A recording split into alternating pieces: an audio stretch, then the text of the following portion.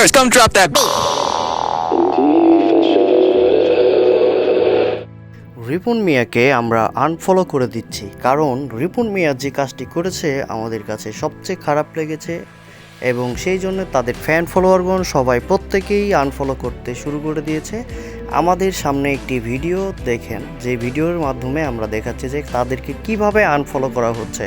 রিপন মিয়াকে সবচেয়ে সর্বোচ্চ যারা ভালোবাসে তারা প্রত্যেকেই এখন রিপন মিয়াকে আনফলো করে দিচ্ছে। ইমোশনাল নিয়ে খেললো রিপন মিয়া, ফ্যান কিভাবে তাকে আনফলো করে দেয়, তাদের ভিতরে কতটা কষ্ট লেগেছে।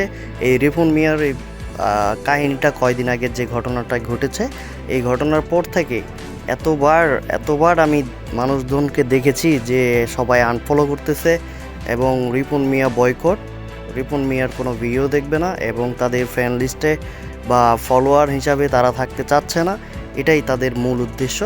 এবং দেখুন কিভাবে দেখাচ্ছে, রিপন মিয়াকে আনফলো করে দিল, আনফলো হয়ে গেছে রিপন মিয়া, দেখতেই পাচ্ছেন। আশা করছি দেখলেন যে রিপন মিয়া কিন্তু অতি তাড়াতাড়িতেই শেষ হয়ে যাচ্ছে। আশা করছি যে তার মার্কেটটা এতটাই নষ্ট হয়ে গেল যে দেখেন ফ্যান কিলি বলে।